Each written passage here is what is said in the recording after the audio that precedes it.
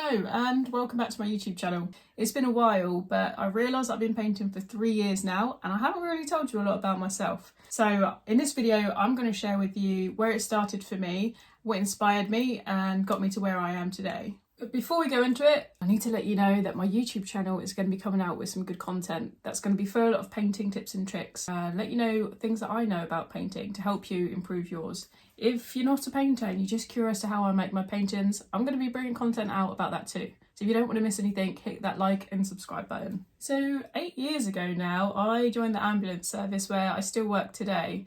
But when I joined, my role was slightly different and it included a lot more driving. And the best thing about driving around was that I got to see so many nice landscapes. And I think this is probably where it mostly started for me because I was really unobservant to the world before this. And then when I'm driving and there's nothing more to look at than the road, you're kind of forced to look out the window and look at something else other than the road. And because I worked night and day, I got to see the sunset and the sunrise. I was just mesmerised by these landscapes. And I remember thinking like, wow, can you see that? So I would then get out the truck, pull over, have a little bit of standby. I'd get my phone out and I'd like take a photograph of it. And then I'd keep it on my phone and it would just go up and up and up in my photo album. And I would probably never go back to it. And if I did, it was only because I was looking for something else. When I went back to it, it was never how I remembered it. The camera would completely suck the colour out. And I would think, I remember that being a lot nicer. And how would I ever experience that again? I don't really know. And what if there was a way that you could recreate that the colour would never fade and you could picture it how you remembered it, and you could look at it from your sofa and you could think, I remember that feeling when I saw that and I'm feeling it now and I feel like I'm there, rather than looking through my phone billions of photos later. I think this is probably where it started for me. And then I always thought, wouldn't it be fantastic to paint landscapes? Now look, I am not artistic. I never have been. I've never been good at drawing. I've never been to art school. I'd never even picked up a paintbrush before. But for some reason, I just wanted to paint landscapes. I don't know where it come from, but I just knew I wanted to write a book and I wanted to paint landscapes. And then before we knew it, COVID happened, lockdown happened, and my hours at work dramatically reduced. And you're probably thinking, but you were in the ambulance service, how can your hours be reduced? Because COVID was around. Well, I wasn't doing the role that I'm doing now.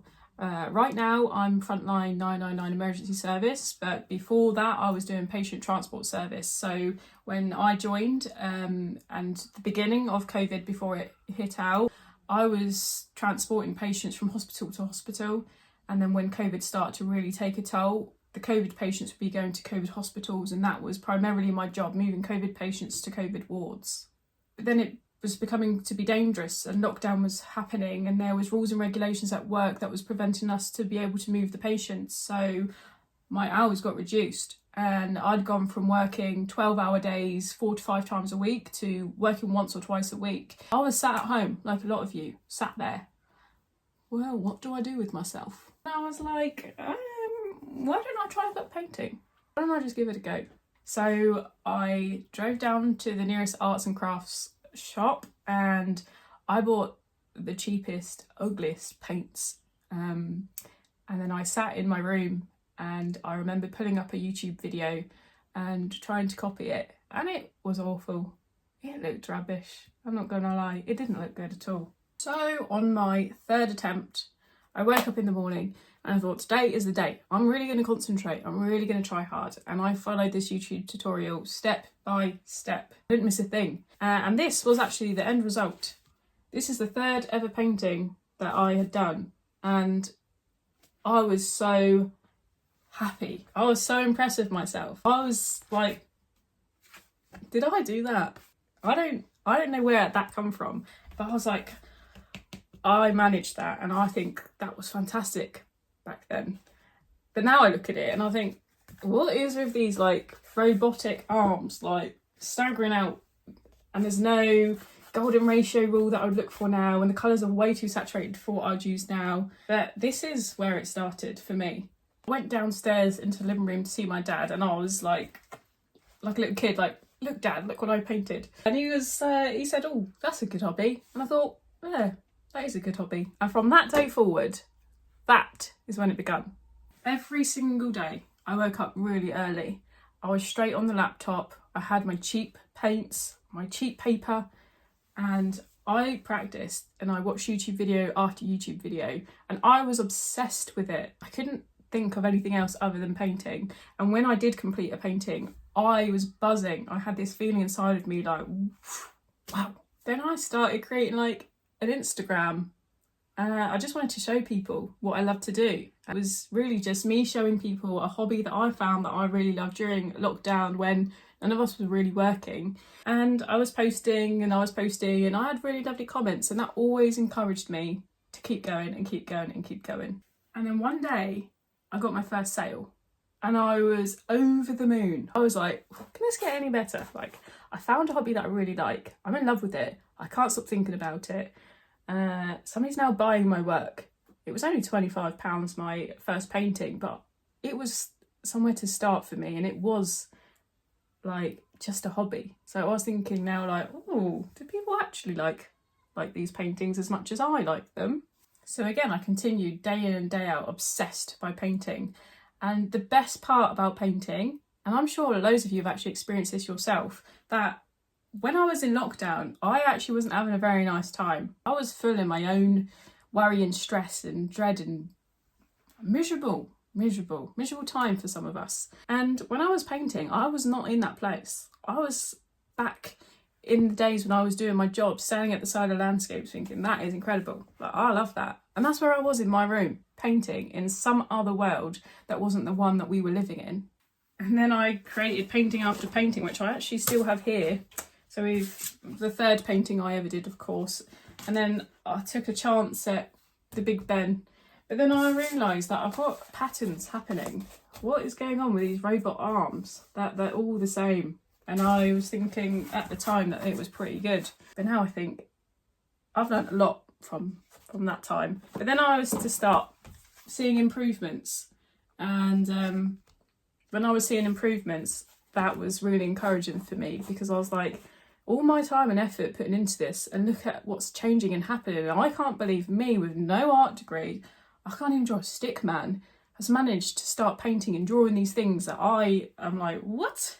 So with painting starting to progress and the sales that I was starting to make, I then started to buy new paints with the money that I'd made. New canvases, better canvases, nicer brushes, better brushes that were going to do a better job.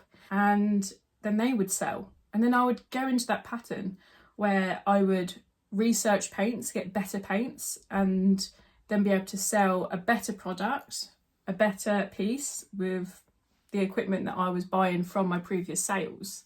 So here's a little example, right? These are the paints that I bought when I first ever started painting, and I actually still have a whole tub of them now, which I don't even use. I just like to look back and think, we've come a long way. You got like a huge pack of maybe like 10 or 15, and it was like £10 for the pack. And I thought that will do for now. And then when I painted this painting with these paints, I thought, that's nice, but the paints are not good. They were like watercolour, they were so watery. So then as painting sold and we were progressing, I then bought these, which I think were a little bit more expensive, but they still come in a pack, so you didn't get the colours specifically that you wanted, you just got a pack of colours. And I tried them and I was quite happy with them. And then again, paintings were selling, and then I used that money to buy Liquitex, which I do stand by Liquitex if you're an acrylic painter, because I just think they're fantastic. So I've gone from to Liquitex.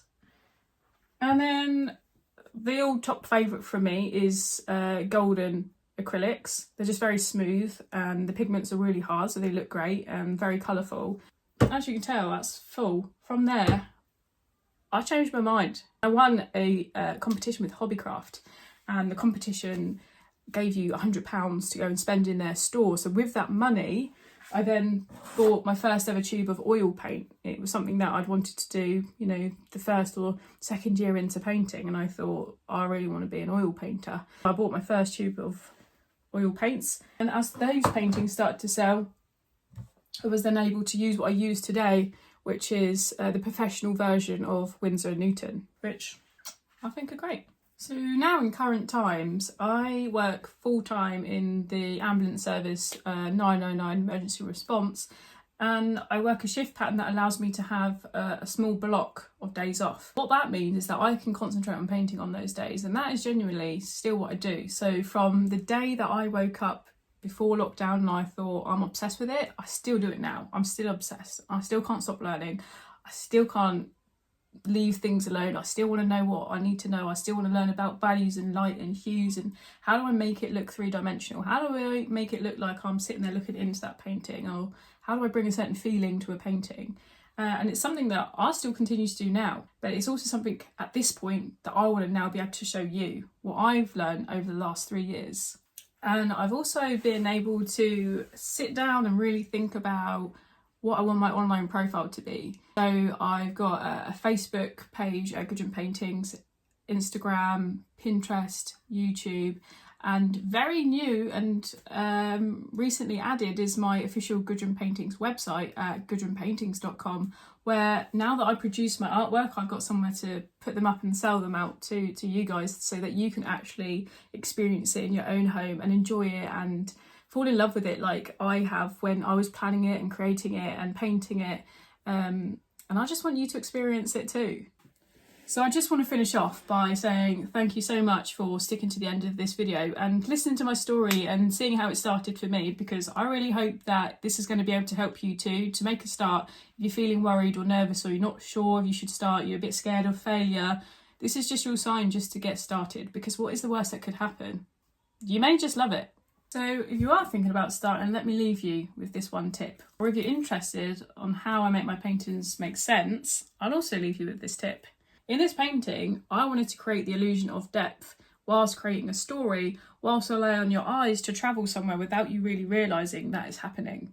So first of all, I've created these distant mountains, these distant hills, so that it feels like you're really looking into the painting. If this was hanging up on your wall, you could see straight through it. The second thing is I've created this illusion of underwater rocks. So when your eye naturally follows a path that I've created that you don't know about, it will bring you to these underwater rocks here. So let me show you what I mean. So I created these distant rocks here, distant hills here, and you see this line, which is then casted by a shadow, right? So your eyes will follow this line, and then it will come down. And right here, you've just got the tip of the river. And so your eyes will naturally come down the river and into this massive space where you see that illusion. And that's the secret. Once again, thank you so much for sticking by and listening to my story. I really hope that my story encourages you or inspires you to want to pick up a paintbrush or a pen or a pencil and just get started, because you do not know where it's going to lead, and it's going to take you into a place where you fall in love with something. If you want to learn more about my tips and tricks, like and subscribe, leave a comment, share with your friends, and let's talk about painting.